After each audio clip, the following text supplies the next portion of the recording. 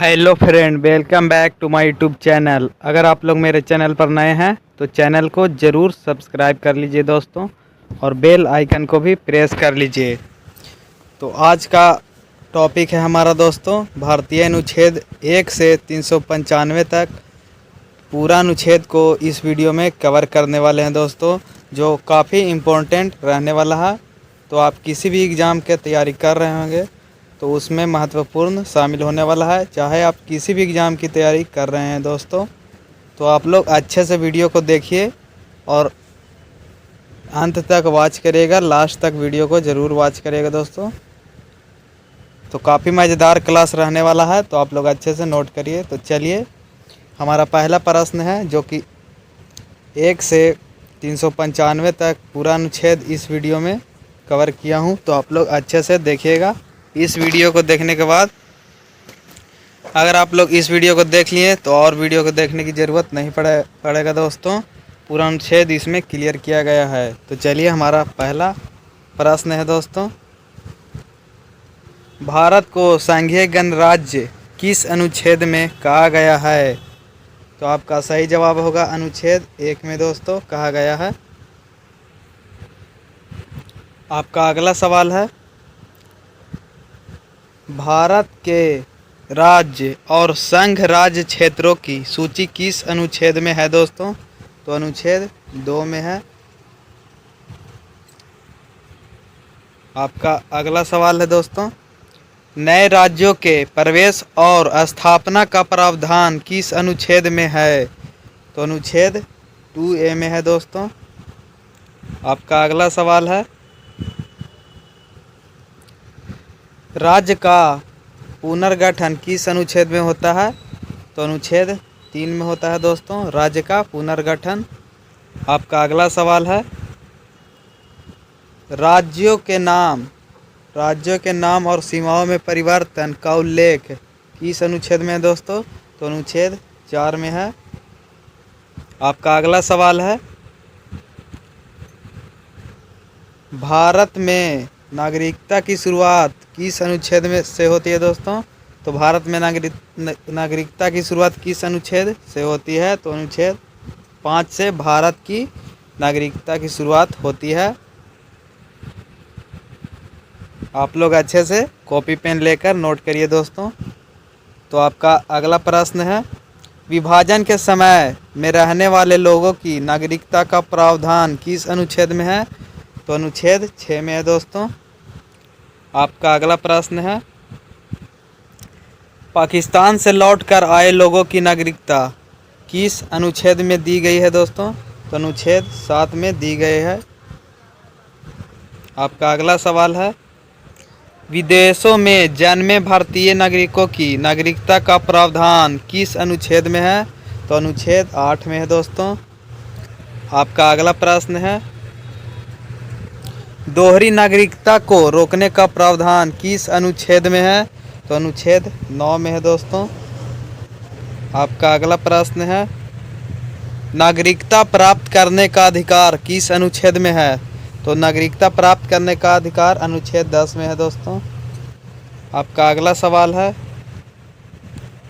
संसद को नागरिकता से संबंधित कानून बनाने की शक्ति किस अनुच्छेद में दी गई है? तो यह अनुच्छेद 11 में दिया गया है दोस्तों। आपका अगला प्रश्न है जो कि मूल अधिकार से है, अनुच्छेद 12 से 35 तक दोस्तों। तो आपका इसमें पहला सवाल है, राज्य की परिभाषा किस अनुच्छेद में दी गई है? तो राज्य की परिभाषा अनुच्छेद 12 में दिया गया है दोस्तों।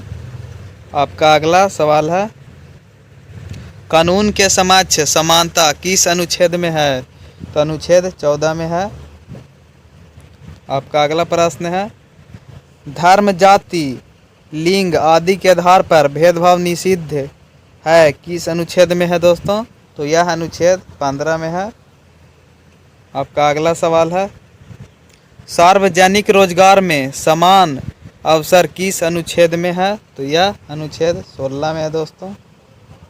आपका अगला सवाल है, अस्पृश्यता का उन्मूलन किस अनुच्छेद में है?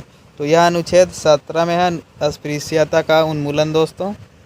आपका अगला प्रश्न है, उपाधियों का अंत किस अनुच्छेद में है? तो उपाधियों का अंत जो कि अनुच्छेद 18 में दिया गया है दोस्तों।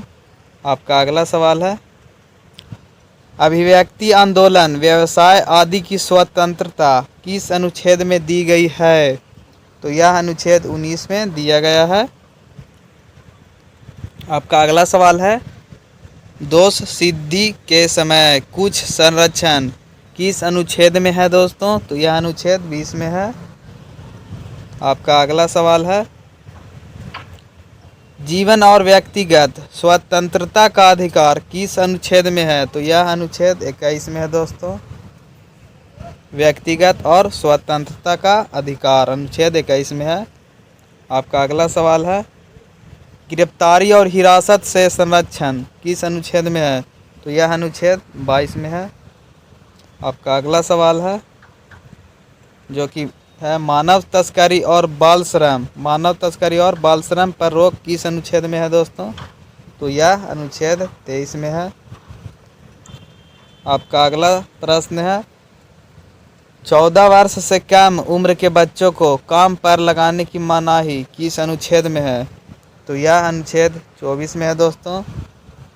आपका अगला प्रश्न है, धर्म की स्वतंत्रता किस अनुच्छेद में है? तो यह अनुच्छेद 25 में है, धर्म की स्वतंत्रता दोस्तों। आपका अगला सवाल है, धार्मिक संस्थानों के प्रबंधन की स्वतंत्रता किस अनुच्छेद में है दोस्तों? तो यह अनुच्छेद 26 में है। आपका अगला प्रश्न है, धार्मिक करों से मुक्ति किस अनुच्छेद में है? तो यह अनुच्छेद 27 में है। आपका अगला प्रश्न है, धार्मिक शिक्षा पर नियंत्रण किस अनुच्छेद में है? तो अनुच्छेद 28 में है, धार्मिक शिक्षा पर नियंत्रण। आपका अगला प्रश्न है दोस्तों, सांस्कृतिक और शैक्षणिक अधिकार किस अनुच्छेद में है? तो अनुच्छेद 29 में है दोस्तों। आपका अगला प्रश्न है, अगर आप लोग मेरे चैनल को सब्सक्राइब नहीं किए हैं तो चैनल को ज़रूर सब्सक्राइब कर लीजिए। तो आपका अगला प्रश्न है दोस्तों, अल्पसंख्यकों को शैक्षणिक संस्थाएं स्थापित करने का अधिकार किस अनुच्छेद में है? तो यह अनुच्छेद 30 में है दोस्तों। आपका अगला प्रश्न है, संपत्ति का अधिकार अब मूल अधिकार नहीं है किस अनुच्छेद में था दोस्तों? तो यह अनुच्छेद 31 में था, जो कि अब हटा दिया गया है। आपका अगला प्रश्न है, मौलिक अधिकारों के संरक्षण के लिए रीट याचिका का अधिकार किस अनुच्छेद में है? तो यह अनुच्छेद 32 में है, रीट याचिका का अधिकार। आपका अगला प्रश्न है दोस्तों, जो कि है अनुच्छेद 33 से 50 तक, जिसमें राज्य के नीति निर्देशक तत्व का वर्णन किया गया है। तो चलिए हम इसमें एक एक प्रश्न को देखते हैं। तो आपका इसमें पहला सवाल है, सशस्त्र बलों पर मौलिक अधिकारों का प्रतिबंध किस अनुच्छेद में है दोस्तों? तो यह अनुच्छेद 33 में है। आपका अगला प्रश्न है, आपातकाल के दौरान कानूनों से सुरक्षा किस अनुच्छेद में है? तो अनुच्छेद 34 में है दोस्तों, आपातकाल के दौरान कानूनों से सुरक्षा। आपका अगला प्रश्न है, संसद को मौलिक अधिकारों के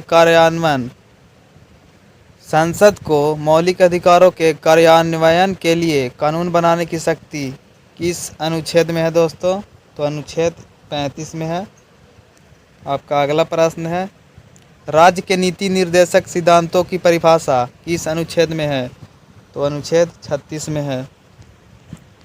आपका अगला प्रश्न है, नीति निर्देशक तत्वों को लागू करने की जिम्मेदारी किस अनुच्छेद में है दोस्तों? तो अनुच्छेद 37 में है, नीति निर्देशक तत्वों को लागू करने की जिम्मेदारी। आपका अगला प्रश्न है, सामाजिक और आर्थिक न्याय सुनिश्चित करना किस अनुच्छेद में है? तो यह अनुच्छेद जो कि 38 में है दोस्तों। आपका अगला प्रश्न है, नीति निर्देशक सिद्धांतों के लक्ष्य कौन से अनुच्छेद में दिए गए हैं? तो यह अनुच्छेद जो कि 39 में दिया गया है। आपका अगला प्रश्न है दोस्तों, ग्राम पंचायतों की ग्राम पंचायतों की स्थापना का निर्देश किस अनुच्छेद में है? तो यह अनुच्छेद जो कि 40 में दिया गया है दोस्तों। आपका अगला प्रश्न है, काम और शिक्षा और सार्वजनिक सहायता का अधिकार किस अनुच्छेद में है? तो यह अनुच्छेद जो कि 41 में है दोस्तों। आपका अगला प्रश्न है, काम की स्थिति और मातृत्व सहायता का प्रावधान किस अनुच्छेद में है? तो यह अनुच्छेद जो कि 42 में है दोस्तों। आपका अगला प्रश्न है, श्रमिकों को जीवन यापन योग्य वेतन का अधिकार किस अनुच्छेद में है? तो यह अनुच्छेद जो कि 43 में है दोस्तों।